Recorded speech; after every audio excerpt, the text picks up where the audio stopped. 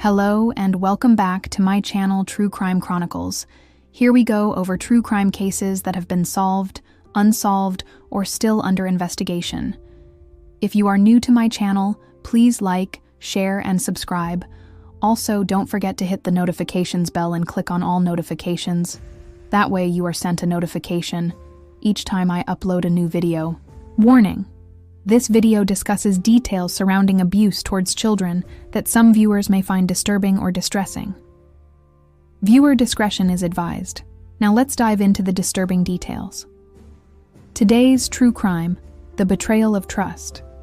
The Gerard Flaherty and Contra Costa School of Performing Arts case. What happens when the very person tasked with fostering a safe and positive school environment becomes the source of unimaginable trauma? This is a case that goes beyond a single alleged crime. It's a story of systemic failure, of warnings ignored, and of a young life forever altered by a predator in a position of authority. Today, we're delving into the disturbing case of Gerard Flaherty, a school administrator at the Contra Costa School of Performing Arts in Walnut Creek, California, accused of assaulting a minor student and then attempting to control the devastating consequences. Our timeline begins in the 2024-2025 school year. Gerard Michael Flaherty, 43 years old, worked as the climate and culture supervisor at the charter school. His title implied a role dedicated to the well-being and environment of the students. But according to a civil lawsuit filed in May 2025, Flaherty was allegedly using his position for something sinister: to groom a 17-year-old student. The lawsuit paints a chilling picture of an administrator who blurred all professional boundaries. There were rumors, the suit claims, that Flaherty invited students to vape and drink alcohol in his office with the door closed. Concerns were raised. One mother reportedly went to the school's executive director with her daughter's unease around Flaherty. The director's alleged response? That would never happen here. That student, feeling unheard and unsafe, left the school shortly afterward. But for one student, identified in court documents only as Jane Doe, the situation escalated far beyond discomfort. The lawsuit alleges that in February 2025, Flaherty told the girl he was having a bad day. He gave her alcohol in his office. He then forcibly embraced her. And then, he allegedly committed a brutal act. Shockingly, attorneys claim he told her it was her fault because of how she dressed and looked at him. The immediate aftermath was a secret tragedy. 2 months later, in April, Jane Doe discovered she was pregnant.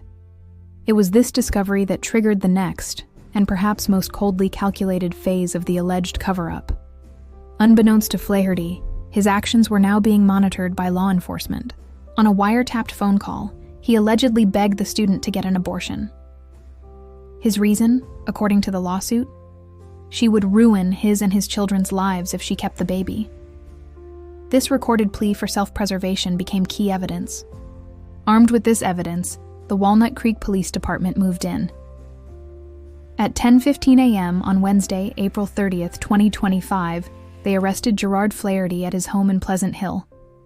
The criminal charges filed by the Contra Costa County District Attorney were severe. Count 1. Forcible intercourse of a child over 14 years old. Count 2. Assault with intent to commit a felony against a victim under 18. Count 3. Unlawful intercourse. Prosecutors are also seeking sentencing enhancements for aggravated circumstances and great bodily injury, stating Flaherty personally inflicted severe trauma on the victim. Flaherty was booked into the Martinez detention facility, where he remains held without bail. During his first court appearance, he entered a plea of not guilty to all charges. A preliminary hearing is scheduled to be set for later in May. The fallout extends beyond the criminal case. The civil lawsuit names both Flaherty and the charter school organization, Charthouse Public Schools, alleging gross failures in oversight and accountability. It argues the school's administration ignored clear red flags, allowing a predator to operate with impunity. Attorney Lauren Sari, representing Jane Doe, stated, "This case highlights systemic failures in ensuring student safety and accountability. Schools, including this one, need to enact and enforce more robust policies and proactive measures to protect students from abuse. The case against Gerard Flaherty is ongoing.